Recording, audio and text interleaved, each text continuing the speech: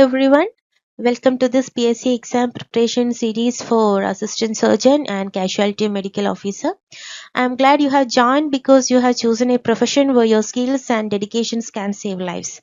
And this exam isn't just about memorizing facts, it's about applying your knowledge in real situations. Okay, so in our first class, we will go through previous PSC questions and will explain each answer in detail. Okay, so this way you will understand the question pattern and how to approach them confidently. So stay focused, study smart, and let's begin this journey together.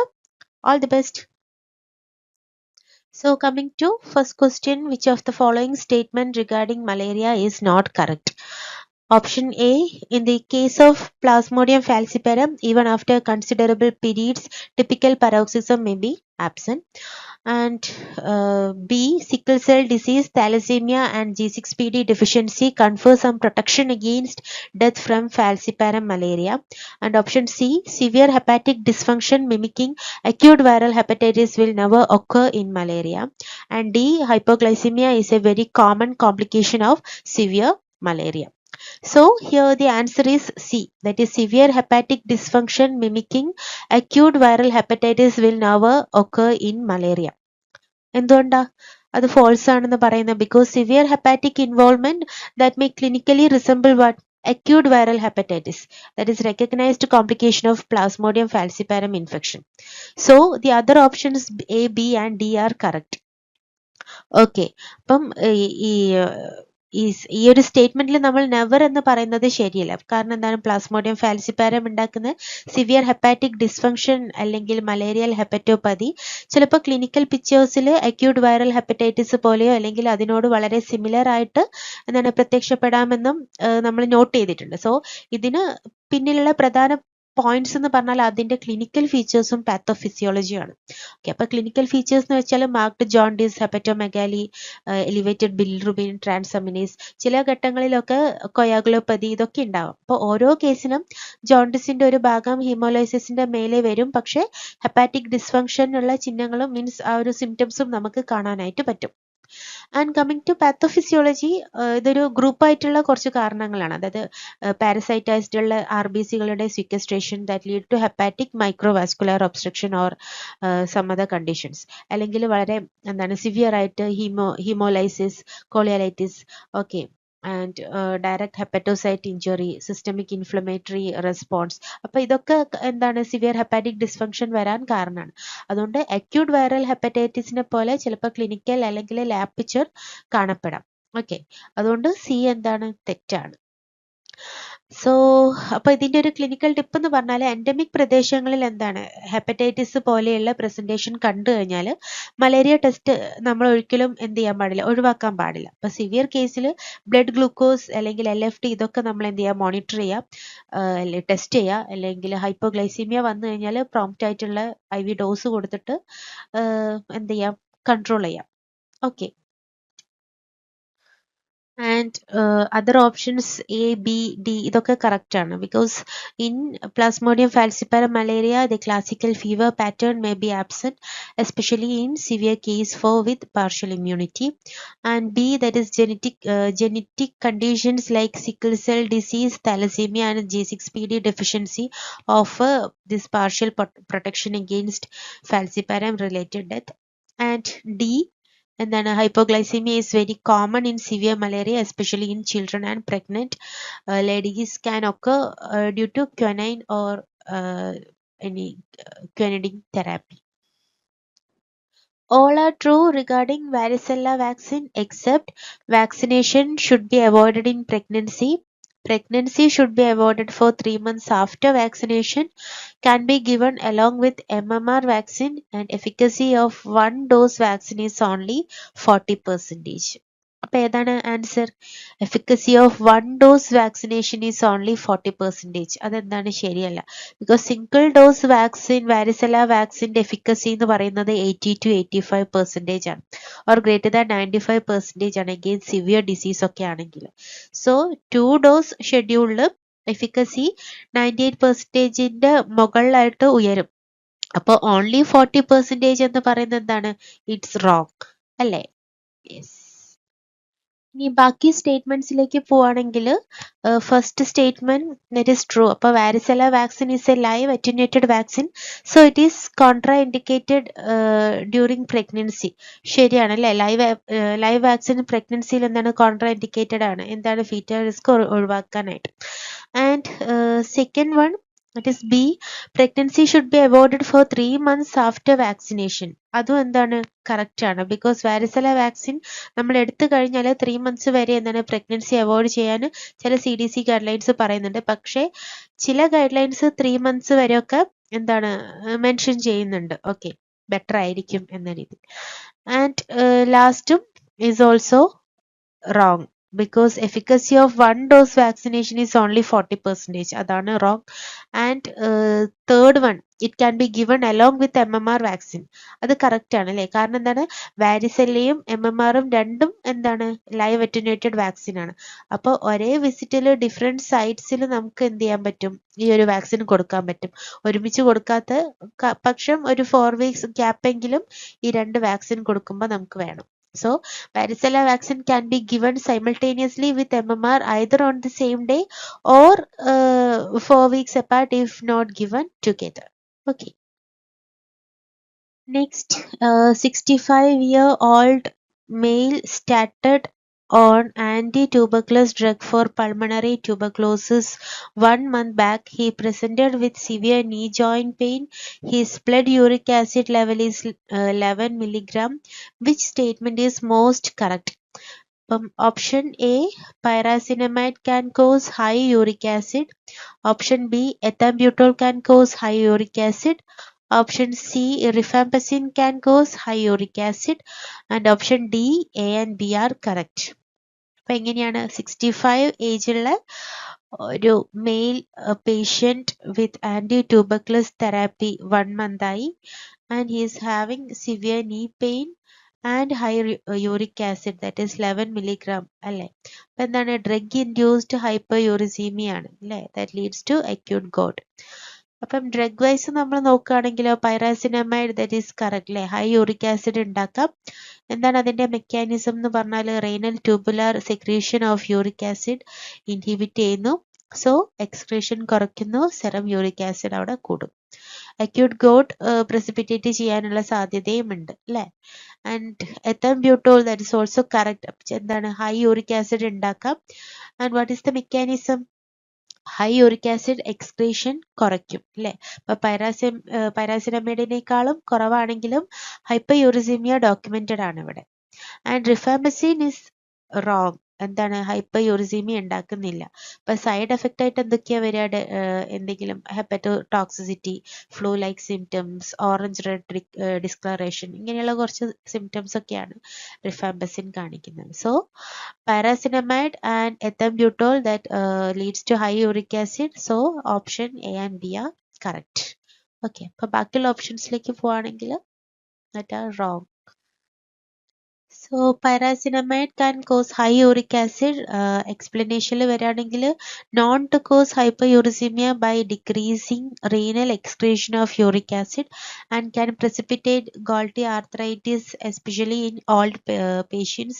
Ethambutol ആണെങ്കിൽ main side effect is എന്താണ്? Colour vision loss, red green especially. അപ്പോൾ non significant hyperuricaemia. Rifampicin that causes hypotoxicity, നമ്മളിപ്പോൾ പറഞ്ഞു drug interaction, flu like symptoms ഒക്കെ കാണിക്കും rifampicin ആണെങ്കിൽ. So the answer is A and B. Okay. Next, antifungal drug used for treating mucormycosis is options amphotericin B, voriconazole, fluconazole and posaconazole. ഏതാണ് മ്യൂക്കർമൈക്കോസിന്? Answer is amphotericin B അല്ലേ? കാരണം mucormycosis severe rapidly progressive ആയിട്ടുള്ള ഒരു fungal infection ആണ്. Uncontrolled diabetes, immuno compromised States, COVID-19, post COVID-19 കൂടുതലായിട്ടും കാണുന്ന ഒരു fungal infection ആണ് എന്ത്? This mucormycosis. So first line treatment എന്ന് പറഞ്ഞാൽ നെഫ്രോടോക്സിസിറ്റി കുറവുള്ളത് കൊണ്ട് നമ്മൾ ലിപ്പോസോമൽ ആംഫോടെറിസിൻ ബി പ്രിഫർ ചെയ്യാറുണ്ട്. അപ്പൊ അതിന്റെ മെക്കാനിസം എന്താണ്? that leads to fungal cell death. എങ്ങനെ? ബൈ ഈ ഫംഗൽ സെൽ മെംബ്രെയിനിൽ എർഗോസ്റ്റെറോളിന് ബൈൻഡ് ചെയ്തിട്ട് പെർമിയബിലിറ്റി കൂട്ടും. അതെന്താണ്? ആ ഫംഗൽ സെല്ലിന്റെ ഡെത്തിന് കോസ് ചെയ്യും. പിന്നെ നമ്മൾ കൊടുക്കുന്നത് എങ്ങനെയാന്ന് വെച്ചാൽ IV ആയിട്ട് ഹൈ ഡോസ് ആണ് കൊടുക്കുന്നത്. ഓക്കെ, ദെൻ ബാക്കിയുള്ള ഡ്രഗ്സിലേക്ക് പോവാണെങ്കിൽ ഏതാണ്? നമ്മൾ പോസാക്കോണസോൾ, അത് ആംഫോടെറിസിൻ B ടോളറേറ്റ് ചെയ്യുന്നവർക്ക് അല്ലെങ്കിൽ സ്റ്റെപ്പ് ഡൗൺ ആയിട്ട് നമുക്ക് കൊടുക്കാം. ദെൻ വോറിക്കോണസോൾ ആണെങ്കിൽ മ്യൂക്കറാലിസിന് എതിരെ ഈ വോറിക്കോണസോൾ ആക്റ്റീവ് അല്ല. സോ സിംഗിൾ യൂസിൽ തന്നെ ഔട്ട്കം വഷളാവാനുള്ള ഒരു സാധ്യതയുണ്ട്. ആൻഡ് ഫ്ലൂക്കോണസോൾ എന്താണ്? മ്യൂക്കറാലിസിന് നമ്മൾ ആക്ടിവിറ്റി ഇല്ല. So it's not recommended. അപ്പം ഇവിടെ ട്രീറ്റ്മെന്റ് പ്രിൻസിപ്പൽ എന്ന് പറഞ്ഞാൽ എന്തൊക്കെയാണ്? Early diagnosis plus prompt amphotericin B plus surgical debridement will increases the chance of survival of that patient. Okay. Another question, that is choliocytes are seen in options bacterial vaginosis, chlamydia, TB and HPV. ഏതിലാ കാണുന്നത്? HPV ഇൻഫെക്ഷനിൽ കാണുന്ന ഒരു squamous epithelial സെൽസിലുള്ള ഒരു particular ആയിട്ടുള്ള ഒരു സൈറ്റോപത്തിക് change ആണ് എന്ത്? കോളിയോസൈറ്റ് എന്ന് പറയുന്നത്. ഓക്കെ, കോളിയോസൈറ്റ്സ് അവരുടെ മൈക്രോസ്കോപ്പിക് ഫീച്ചേഴ്സിലേക്ക് പോവാണെങ്കിൽ എൻലാർജ്ഡ് ഇറഗുലർ ആയിട്ടുള്ള ന്യൂക്ലിയ ആയിരിക്കും. ഡെൻസ് ഇറഗുലർ ന്യൂക്ലിയർ മെംബ്രെയിൻ കാണാം. പെരിന്യൂക്ലിയർ ഹാലോ, അതായത് ന്യൂക്ലിയസിന് ചുറ്റും ഒരു ക്ലിയർ സോൺ കാണാൻ പറ്റും. സൈറ്റോപ്ലാസത്തിൽ ഇങ്ങനെ തിക്കനിങ് ആയിട്ടാണ് സൈറ്റോപ്ലാസവും കാണുക. പിന്നെ എവിടെയാണ് ഇവർ കാണുന്നത് വെച്ചാൽ കൂടുതലായിട്ടും HPV ഇൻഫെക്റ്റഡ് സെൽസിൽ പാപ്സ്മിയറിൽ നമുക്ക് കൂടുതലായിട്ട് കാണാൻ പറ്റും. ഓക്കെ, അപ്പം ബാക്കിയുള്ള ഓപ്ഷൻസിലാണെങ്കിൽ ബാക്ടീരിയൽ വെജൈനോസിസിൽ നമുക്ക് ക്ലൂ സെൽസ് ആണ് കാണാൻ പറ്റുക. ക്ലമേഡിയയിലാണെങ്കിൽ ഇൻട്രാ സെല്ലുലാർ ഇൻക്ലൂഷൻ ബോഡീസ് ആണ് കാണാൻ പറ്റുക.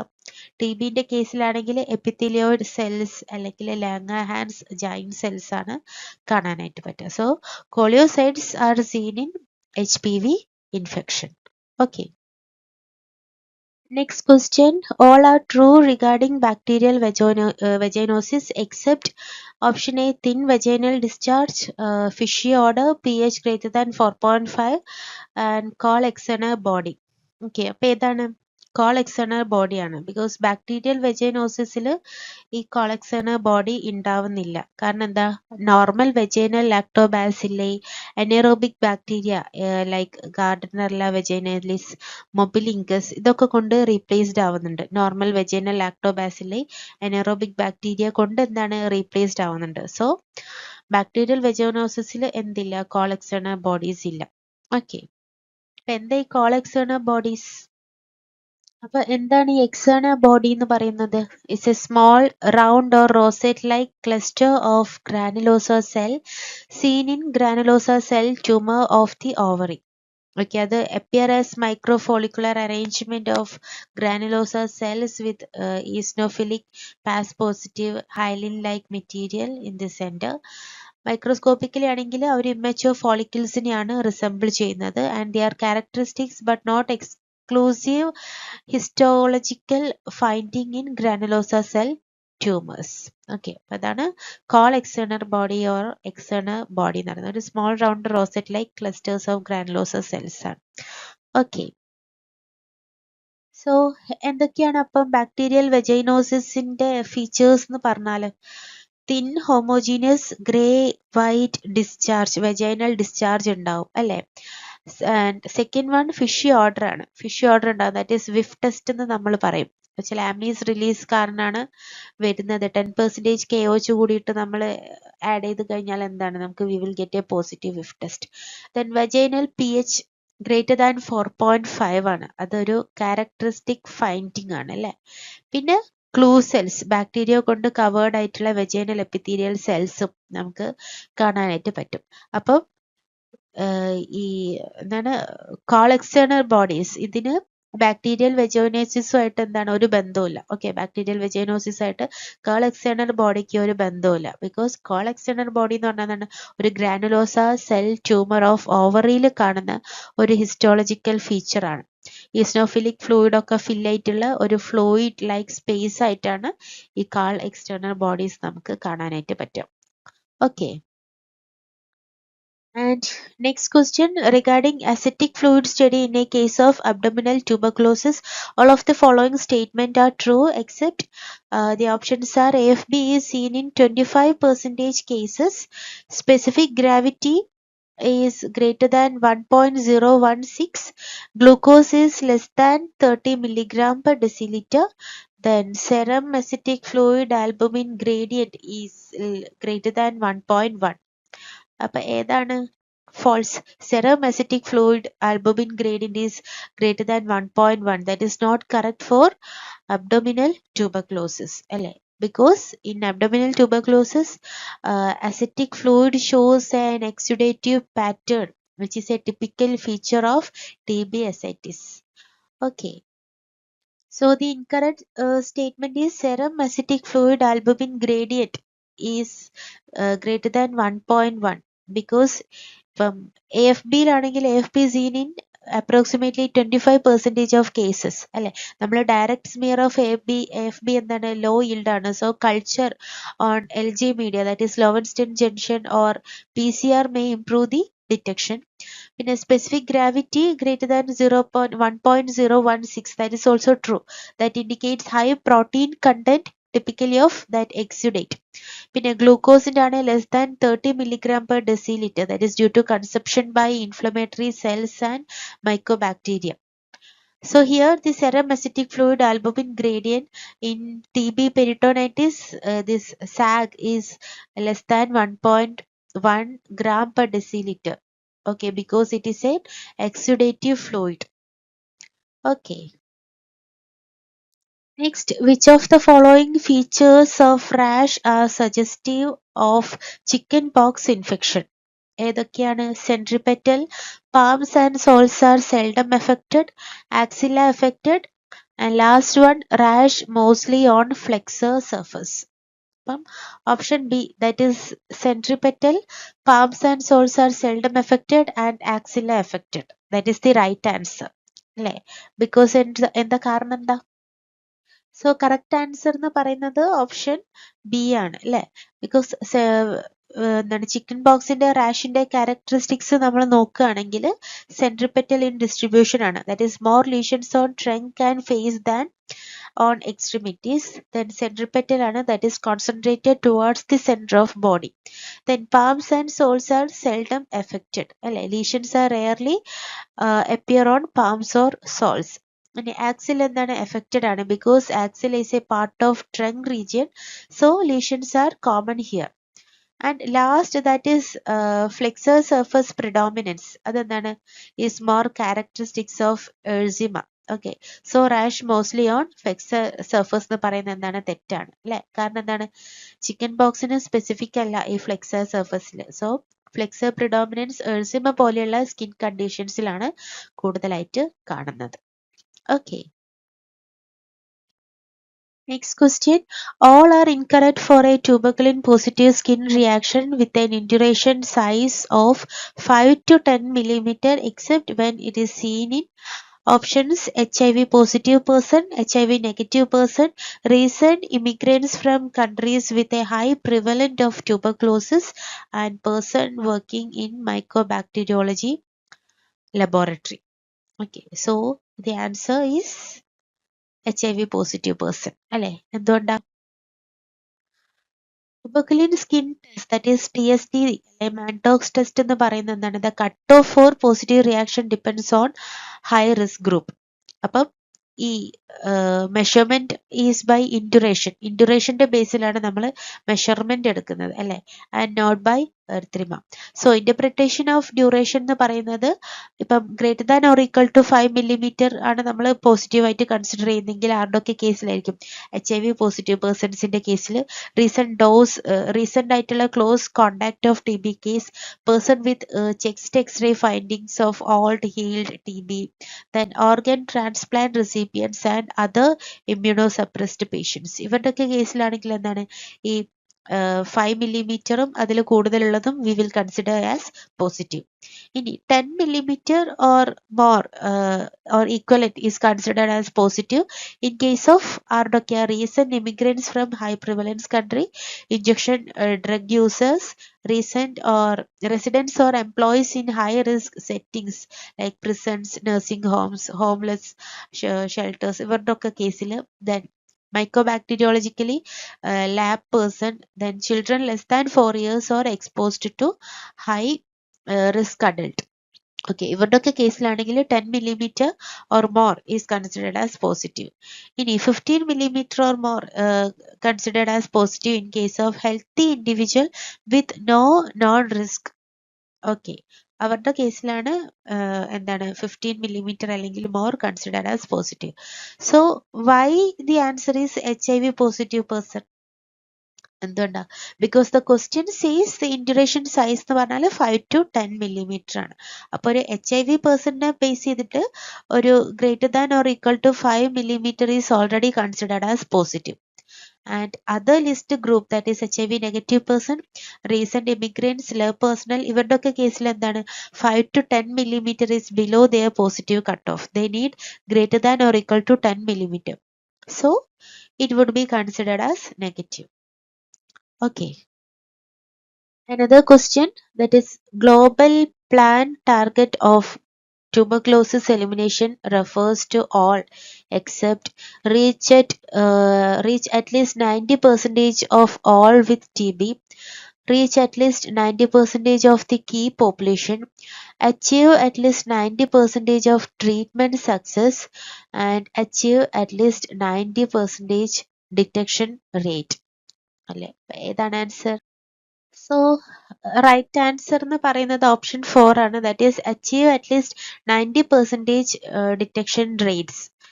Because global plan to end TB എന്താണ് എയിം ചെയ്യുന്നത് വെച്ചാൽ reach at least 90% of all people with TB and reach at least 90% of key population in TB and achieve at least 90% treatment cases. And 90% detection rate എന്ന് പറഞ്ഞാൽ എന്താണ്? That are not stated as such in a global plan. So the focus is on case finding and treatment coverage, not a numeric detection rate. Okay, അതല്ല അവരുടെ goal. The key interventions of the global health strategy of viral hepatitis are all except options are diagnosis of hepatitis B and C, 2-dose hepatitis B vaccine for infants, treatment of hepatitis B and C virus, and blood safety and injection safety. Okay, അപ്പോൾ ഏതാണ്? അപ്പം here the correct answer is 2-dose hepatitis B vaccines for infants. അതെന്താണ്? തെറ്റാണ്. കാരണം WHO 3 ഡോസാണ് recommend ചെയ്യുന്നത്. ഒന്ന് birth ടൈമിലും പിന്നെ സെക്കൻഡ് ഡോസും തേർഡ് ഡോസും നമ്മുടെ നാഷണൽ ഇമ്മ്യൂണൈസേഷൻ ഷെഡ്യൂൾ പ്രകാരം. അപ്പം 2 ഡോസ് സ്കീം HBV എന്ന് നമ്മൾ ഒരിക്കലും എന്ത് ചെയ്യില്ല, റെക്കമെൻഡ് ചെയ്യില്ല. സോ ഒരു എക്സാം ടിപ്പായിട്ട് നമ്മൾ എടുക്കാനാണെങ്കിൽ ഓപ്ഷൻസിൽ ഈ 2-dose hepatitis B vaccine for infants എന്ന് കണ്ടു കഴിഞ്ഞാൽ റോങ് ആണെന്ന് നമ്മൾ എന്ത് ചെയ്യാം, മനസ്സിലാക്കുക. ബിക്കോസ് സ്റ്റാൻഡേർഡ് ഡോസ് എന്ന് പറയുന്നത് എത്രയാണ്? 3 ആണ്. ഓക്കെ, 3 ഡോസസ് ആണ് സ്റ്റാൻഡേർഡ്. ഒന്ന് ബർത്തിലും സെക്കൻഡ് ഡോസും തേർഡ് ഡോസും നാഷണൽ ഇമ്മ്യൂണൈസേഷൻ അവരുടെ ഒരു പ്രോട്ടോകോൾ വെക്കാൻ. Okay. As per ZARAB regimen, which of the following is the dosage schedule for post-exposure prophylaxis for rabies prevention? Options are 5-dose regimen with 1 dose to be given on day 0, 3, 7, 14 and 28. 4 doses multi-site regimen with 2 doses to be given on day 0 and 1 dose on day 3 and 7. 6 doses regimen with 1 dose to be given on day 0, 3, 7, 14, 28 and 90. 4 doses multi-site regimen with 2 doses to be given on the day 0 and 1 dose on day 7 and 21. ഏതാണ്? The correct answer is 4-dose multi-site regimen with 2 doses to be given on day 0 and 1 dose on 3rd and 7. Okay, എന്താ കാരണം? Rabies post exposure prophylaxis PEPന് സാധാരണ ഉപയോഗിക്കുന്നത് രണ്ട് പ്രധാന intravascular ഷെഡ്യൂളുകൾ ഉണ്ട്. That is Essen regimen and Zagreb regimen. അപ്പൊ ഇവിടെയുള്ള ഷെഡ്യൂള് എസ്എൻ റെജിമെന്റേതാണ്, സെറാബിന്റേതല്ല. ഓക്കെ, അപ്പൊ എസ്എൻ റെജിമെന്റിൽ 5 ഡോസ് ഷെഡ്യൂൾ ആണ് ഉള്ളത്. അപ്പൊ ആകെ 5 ഡോസ് ദിവസങ്ങൾ എന്ന് പറഞ്ഞാൽ 0, 3, 7, 14 ആൻഡ് 28. അപ്പൊ ഓരോ ദിവസം ഓരോന്നിനായിട്ട് നമ്മൾ എന്താണ് ഡെൽറ്റോയിഡ് മസില് വസ്കുലർ കുഞ്ഞുങ്ങൾക്ക് തൈ ഭാഗത്തായിട്ടാണ് കൊടുക്കുന്നത്. സെറാബ് റെജിമെൻ ആണെങ്കിൽ 2-1-1 എന്ന ഷെഡ്യൂളിലാണ് കൊടുക്കുന്നത്. Total 4 dose. ഡേ 0-ല് 2 ഡോസ് രണ്ട് കൈയിലും ഓരോന്നായിട്ട് കൊടുക്കും. ഡേ 7-ല് 1 ഡോസ് ആൻഡ് ഡേ 21-ലും 1 ഡോസ്. ഓക്കെ, സോ ഒരു എക്സാം ടിപ്പ് എന്ന രീതിയിൽ പറയാനുണ്ടെങ്കിൽ ഡേ 0, 3, 7, 14, 28 എന്ന് പറയുന്നത് എസ്എൻ റെജിമെനും, ഡേ 0-ല് 2 ഡോസ്, ഡേ 7, 21-ല് 1 ഡോസ് എന്ന് പറയുന്നതാണെങ്കിൽ സെറാബ് റെജിമെൻ. ഓക്കെ, അപ്പൊ അങ്ങനെ ഓർത്തു വെക്കുക. അപ്പം ഇവിടെ ആൻസർ എന്ന് പറഞ്ഞാൽ റെസ്പിറേറ്ററി സിൻസീഷ്യൽ വൈറസ് ആണ്. ഓക്കെ, കാരണം 3 മാസം പ്രായമുള്ള ഒരു കുട്ടിയാണ് എന്താണ് നമ്മുടെ ഫൈൻഡിങ്സിൽ പ്രകാരം ആ കുട്ടിക്ക് എന്താണ് അക്യൂട്ട് ബ്രോങ്കൈറ്റിസിന്റെ ഒരു ക്ലാസിക്കൽ പ്രസന്റേഷൻ ആണ്.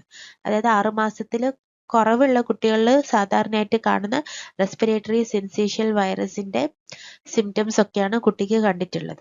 ഇനി മറ്റ് ഓപ്ഷൻസ് എന്തുകൊണ്ടല്ല എന്ന് ചോദിച്ചാൽ ഇൻഫ്ലുവൻസ വൈറസ് കൂടുതലായിട്ട് പനി, എന്താണ് ബോഡി പെയിൻ, URI സിംറ്റംസ്, ഇൻഫൻസിലാണെങ്കിൽ ബ്രോങ്കിയോലൈറ്റിസ് പോലെയുള്ള കണ്ടീഷൻസ് ഒക്കെയാണ് കൂടുതലായിട്ടും കാണിക്കുന്നത്.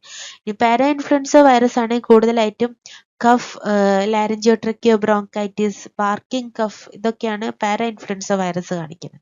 മൈക്കോപ്ലാസ്മ ന്യൂമോണിയ ആണെങ്കിൽ എട്ടിപ്പിക്കൽ ന്യൂമോണിയ, അതും കാണിക്കുന്നത് 5 വയസ്സിലും മുകളിലുള്ള കുട്ടികൾക്കാണ്. സോ ഇവിടെ 3 മാസത്തിന് താഴെയുള്ള കുട്ടിയാണ്. So the answer is respiratory syncytial virus. Okay, RSV. Next question, which among the following is toxin-mediated streptococcal disease? Which among the following is toxin-mediated streptococcal disease? Options are scarlet fever, impetigo contagiosa, furuncle, blistering, distal ends. Okay, അപ്പോൾ ഏതാണ് answer? Scarlet fever ആണ്. Because some disease caused by this Streptococcus pyogenes are due to direct invasion of tissues. ചിലത് എന്താണ് toxin bacteria produce ചെയ്യുന്ന ടോക്സിൻസ് കൊണ്ടും infection ഉണ്ടാവാം. Okay, so scarlet fever is caused by erythrogenic exotoxins produced by Streptococcus pyogenes, specifically group A beta hemolytic streptococci, and this toxin act as super antigens causing characteristic rash, fever and strawberry tongue. Other options that is, അതുപോലെ ഈ scarlet fever എന്ന് പറയുന്നത് എന്താണ് streptococcus pyogenes produce ചെയ്യുന്ന pyogenic exotoxin അല്ലെ toxin mediated ആയിട്ടുള്ള infection ആണ്. ബാക്കി വരുന്ന ഇംപെൻഡിഗോ ഒക്കെ ആണെങ്കിൽ എന്താണ് ടോക്സിൻ മീഡിയേറ്റഡ് അല്ല, അത് ടിഷ്യൂ ഇൻവേഷൻ ആണ്. That is it is due to bacterial invasion, localised skin infection ആണ് കോസ് ചെയ്യുന്നത്. ഫെറങ്കിൾ ആണെങ്കിലും it is usually due to staphylococcus aureus, അതും എന്തല്ല ടോക്സിൻ മീഡിയേറ്റഡ് അല്ല. Okay, coming to last question, which clinical type of leprosy does occur with Lyoni phase? Options are lepromatous leprosy, tubercular leprosy, pure neuritic leprosy, indeterminate leprosy. ഏതാണ് leonine face കാണിക്കുന്നത്? It is lepromatous leprosy അല്ലെ. Leonine face വെച്ചാൽ lion like face due to എന്തുകൊണ്ടാണ് നമ്മുടെ സ്കിന്നൊക്കെ തിക്കനായി prominent ഫേസിൽ false ഒക്കെ വരും, നോഡ്യൂൾസ് വരും അല്ലെ. That look like a lion face. Okay, so lepromatous leprosy, leonine face എന്ന് പറഞ്ഞാൽ എന്താണ്? തിക്കൻഡ് ലയോൺ ലൈക്ക് ഫേസ് ആണ് അല്ലെ. It is thickened skin, prominent face, fold, nodules. It occurs in lepromatous leprosy, the most severe form of Hansen's disease caused by. അപ്പൊ എന്താ ഹെൻസെൻസ് disease? ഹെൻസെൻസ് എന്ന് പറയുന്ന scientist ആണ്. He discovered that leprosy, the causative agent of leprosy is Mycobacterium leprae. അപ്പം ആ ഒരു കാര്യം ഈ ഹെൻസൺ എന്ന് പറയുന്ന സയന്റിസ്റ്റ് പറഞ്ഞത് കൊണ്ടാണ്, അല്ലെങ്കിൽ ഡിസ്കവർ ചെയ്തത് കൊണ്ടാണ് this disease called it as Hansen's disease. And this caused by widespread infiltration of skin and subcutaneous tissue with Mycobacterium leprae. Tuberculoid, pure neurotic and intermediate form do not produce Lyoniphase. Okay, അത് തന്നെയാണ് ഇതിന്റെ answer. എന്താണ്, lepromatous ലെപ്രസിയിലാണ് ഈ ലയോണിഫേസ് വരുന്നത്. ട്യൂബർക്ലോയിഡും pure ന്യൂററ്റിക്കിലും ഇൻഡിറ്റർമിനേറ്റിലൊന്നും എന്ത് വരുന്നില്ല, leonine face appearance വരുന്നില്ല. ഓക്കെ, സോ ഇത്രയും എനിക്ക് പറയാനുള്ളൂ. And my advice that is revise smartly. Just read ചെയ്യാതെ നന്നായിട്ട് പ്രാക്ടീസ് ചെയ്യുക. Apply these concept to clinical scenarios. പിന്നെ എപ്പോഴും എന്ത് ചെയ്യുക, അപ്ഡേറ്റഡ് ആയിട്ട് ഇരിക്കുക. Okay, recent guidelines, emergency protocols, national health programmes, ഇതൊക്കെ എന്താണ് റിവൈസ് ചെയ്ത് കൊടുക്കുക, വായിച്ചുകൊണ്ടിരിക്കുക. ദെൻ ടൈം നന്നായിട്ട് മാനേജ് ചെയ്യാം. ഓക്കെ, പഠിക്കാനും എക്സാമിന്റെ കാര്യത്തിലൊക്കെ ആണെങ്കിലും ടൈം നന്നായിട്ട് മാനേജ് ചെയ്യാൻ. Take care of your self. ഒരു sharp mind needs a healthy body. Okay, so thank U.